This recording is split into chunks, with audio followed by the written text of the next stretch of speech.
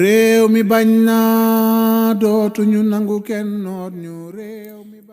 le programme du candidat Bassirou Diomaye Diakhar Faye. Le premier axe est intitulé Renouveau institutionnel et engagement africain. Ce premier axe du programme comporte plusieurs orientations.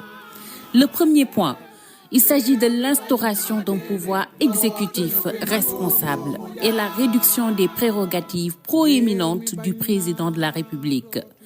Nous entendons par là mettre fin à la concentration des pouvoirs entre les mains du président de la République en instituant sa responsabilité, sa révocabilité et son obligation de rendre des comptes.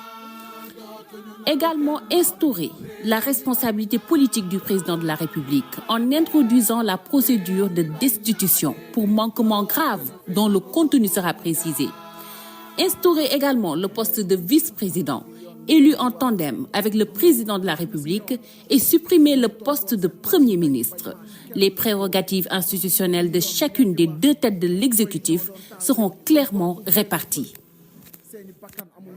Le deuxième point concerne les rapports entre le pouvoir exécutif et le pouvoir judiciaire. Il s'agira de passer d'un conseil constitutionnel à une cour constitutionnelle qui sera au sommet de l'organisation judiciaire. L'appellation conseil est devenue anachronique pour rendre compte de l'exigence démocratique et du rôle de gardiennage des normativités juridiques et sociales échues à la juridiction constitutionnelle et sera soustraite de l'emprise du président de la République par le mode paritaire de désignation de ses membres. Le troisième point concerne l'indépendance au sein de l'appareil judiciaire, l'instauration d'un juge des libertés et de la détention. Dans ce cas de figure, nous instituerons un juge des libertés et de la détention, ayant compétence en matière de détention provisoire, de demande de mise en liberté ou de prolongation de la détention provisoire, d'assignation à résidence avec surveillance électronique et de placement sous contrôle judiciaire. Nous instituerons des peines alternatives à l'emprisonnement pour certains délits en vue d'améliorer les conditions d'incarcération en plus de l'élargissement de la carte carcérale. Nous renforcerons également le dispositif des bracelets électroniques déjà existants au Sénégal parce qu'il constitue une alternative aux longues détentions provisoires et entre dans le sens de l'humanisation de la sanction pénale.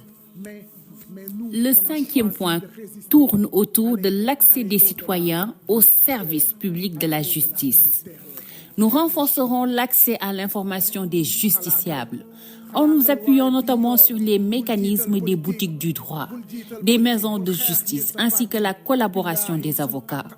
Nous renforcerons la digitalisation de l'état civil et mettrons en œuvre un système d'alerte communautaire sur les naissances et les décès pouvant aider à la mise en place d'un système fiable et sûr de l'état civil. Nous faciliterons aux justiciables l'accès à l'aide juridictionnelle. À cet effet, nous engagerons les avocats et le barreau à s'impliquer et à assurer aux justiciables la prestation d'une assistance juridique dans les affaires pénales, civiles et administratives. Le sixième point tourne autour de la réforme des institutions et du système électoral pour améliorer l'état de droit, la bonne gouvernance et la démocratie participative.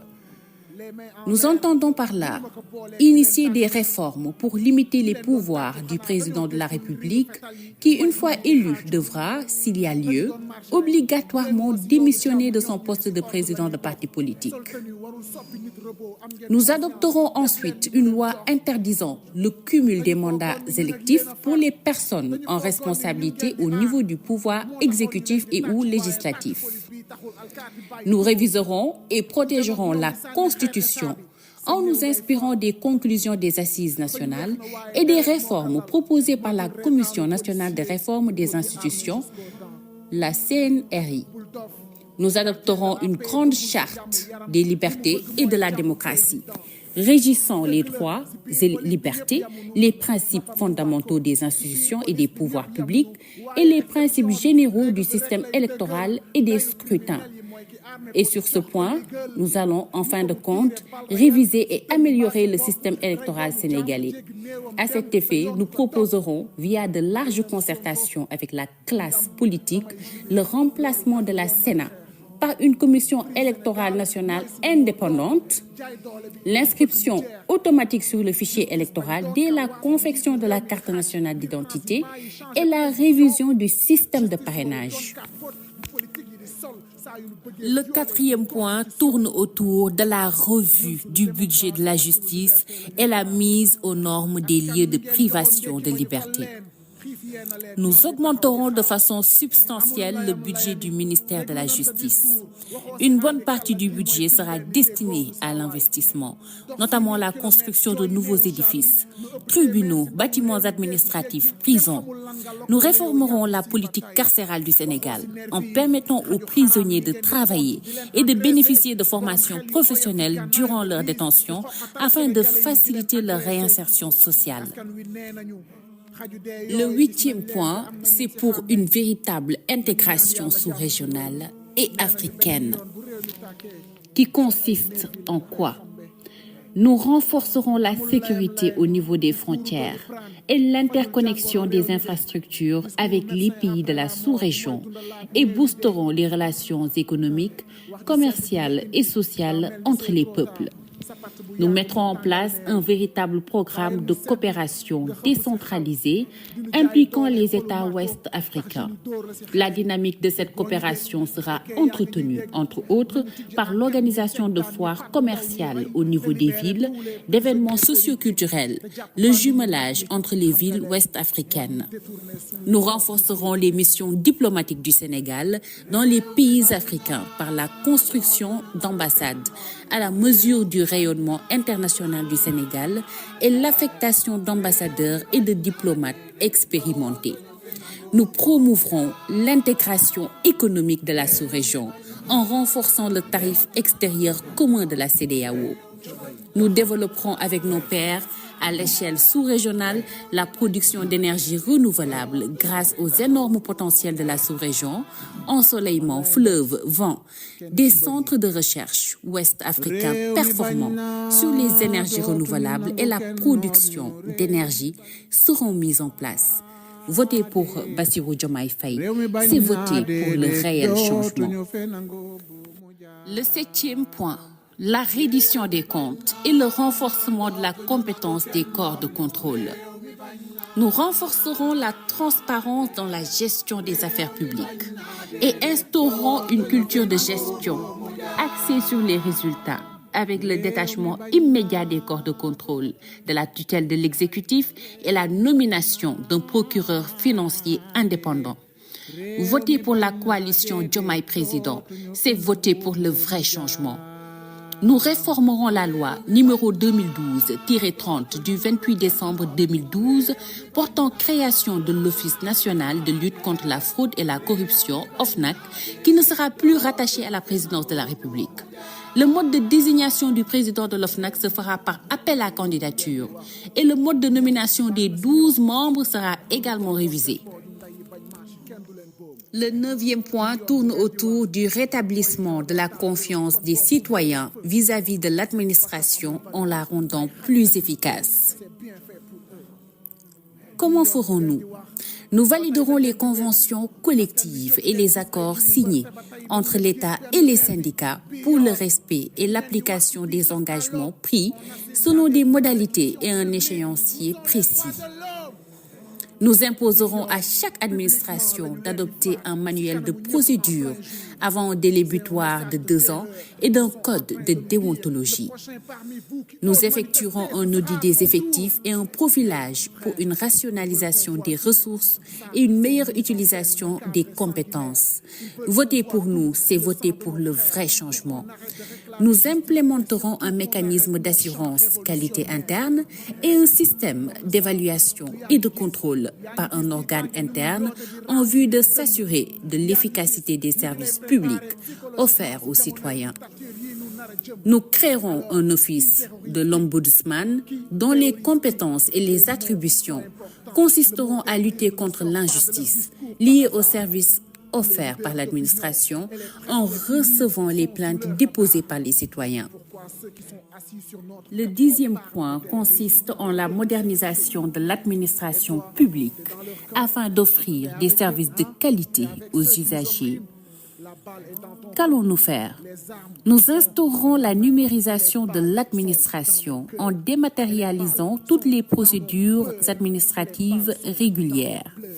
Nous réformerons le mode de recrutement des employés de l'administration publique en rendant le concours et l'appel à candidature systématique pour tout recrutement dans la fonction publique. Nous veillerons au respect d'un traitement équitable entre tous les employés de l'administration selon la hiérarchie et le corps en appliquant les conclusions sur l'étude de la rémunération. Le 11e et dernier point concernant le premier axe de notre programme, c'est l'élaboration des standards et l'application des normes de qualité dans tous les secteurs. Qu'allons-nous faire dans ce cas? Nous consacrons l'appel à candidature pour certains emplois de la haute fonction publique et du secteur parapublic et normaliserons les recrutements civils et militaires par le recours exclusif au concours qui garantit l'égalité des chances à tous les citoyens. Nous poursuivrons par renforcer la neutralité de l'administration publique en interdisant le militantisme politique aux directeurs de certains départements ministériels, par exemple les régies financières et les sociétés d'État. Nous mettrons en place une loi d'accès à l'information publique qui confère aux citoyens le droit d'exiger toute information publique aux représentants de l'État sous certaines conditions pour accroître la transparence et l'ouverture du gouvernement en vue de permettre aux citoyens de participer pleinement au processus démocratique. En fin de compte, nous instaurerons la publication annuelle des rapports d'activité des ministères, institutions et tous les démembrements de l'État. Voter pour la coalition Diomaye, c'est voter pour le vrai changement. Nous accélérons ensuite la mise en place du parquet national financier, PNF, doté de la prérogative de poursuite des infractions relevant de la grande délinquance en matière économique et financière. Nous supprimerons les fonds dits politiques et les remplacerons par les fonds spéciaux votés par l'Assemblée pour les opérations ultra-sensibles, armement et missions secrètes par exemple. Nous voterons une loi de protection des lanceurs d'alerte pour encourager les dénonciations prévues par la loi portant code de transparence dans la gestion des finances publiques. Voter pour la coalition Diomaye Président, c'est voter pour le réel changement.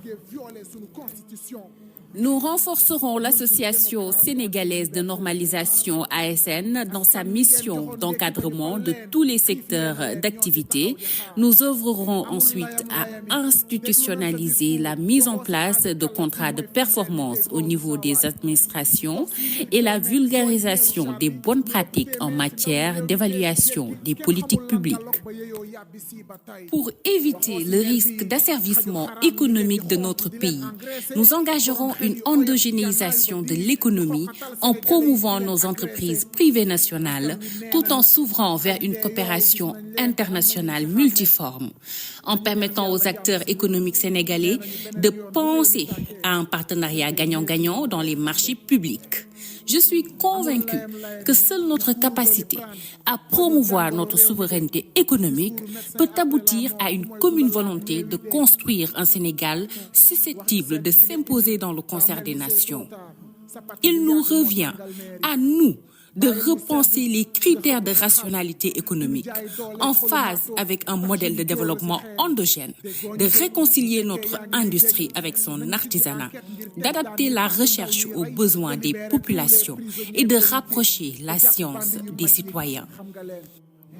Il s'agira de réformer également de façon substantielle le Conseil supérieur de la magistrature à travers une modification de la loi numéro 2017-11 du 17 janvier 2017 portant organisation et fonctionnement du Conseil supérieur de la magistrature.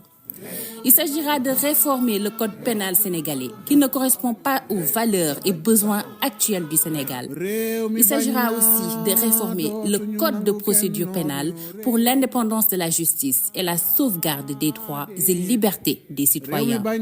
Il s'agira d'instituer l'indépendance du parquet vis-à-vis du ministre de la Justice et le renforcement du statut spécial du parquet ainsi que le statut des magistrats en favorisant l'accès à la magistrature pour certains professionnels du droit, notamment avocats expérimentés, professeurs agrégés de droit, justifiant d'une certaine expérience.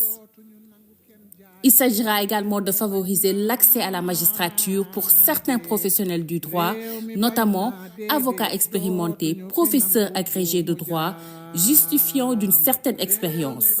En effet, la fonction de juger implique la mobilisation de plusieurs compétences et considérations d'ordre économique, financier, social, commercial, lesquelles ne sont pas forcément à la disposition des magistrats formés au Centre de formation judiciaire, le CFJ. Chers compatriotes, notre programme pour les 5 prochaines années visera à consolider les institutions démocratiques, à repenser le système judiciaire et à améliorer la gouvernance des ressources naturelles. Nous orienterons toute notre énergie pour un accès sans entrave de tous les Sénégalais à une justice impartiale et indépendante dans un état de droit. L'administration sénégalaise orientera ses efforts exclusivement vers la satisfaction des usagers. L'autre grand défi réside dans la lutte hardie que je mènerai contre le détournement des deniers publics et contre la corruption et la concussion dont la persistance est de nature à appauvrir notre pays et à nous décrédibiliser sur la scène internationale. Voter pour notre coalition Diomaye Président, c'est voter pour le changement, le vrai. Nous mettrons en place un mécanisme de suivi-évaluation des indicateurs de performance pertinents. Nous mettrons en place une nouvelle politique de gestion de la performance visant à assurer la reddition de comptes par rapport à 3 résultats considérés comme essentiels. Accessibilité et amélioration de la qualité des services aux citoyens, utilisation judicieuse des deniers publics et le respect de la transparence, de l'éthique et des saines valeurs de gestion. Chers compatriotes, voter pour nous, c'est voter pour le changement positif et endogène de notre République. Le président de la République que j'entends être s'opposera à l'instrumentalisation de la justice et des forces de l'ordre, à l'intimidation d'opposants et de journalistes, à la répression brutale et à l'emprisonnement arbitraire. Le projet politique que je porte repose sur une éthique qui implique l'émergence de nos responsabilités, la paix, l'imagination, la refondation, l'innovation technologique, la souveraineté alimentaire et la redéfinition d'un avenir plus rassurant pour les jeunes et pour l'ensemble des citoyens sénégalais. Notre projet politique reposera également sur la transformation d'une société juste par le processus d'égalisation des conditions de vie sociale, par le développement de l'égalité politique et juridique, de l'égalité socio-économique et de l'égalité culturelle. Je serai votre serviteur et je compte m'appuyer sur toutes les compétences afin de mettre au service du peuple le programme économique et social qui fera du Sénégal une nation prospère, solidaire et ancrée dans des valeurs fortes.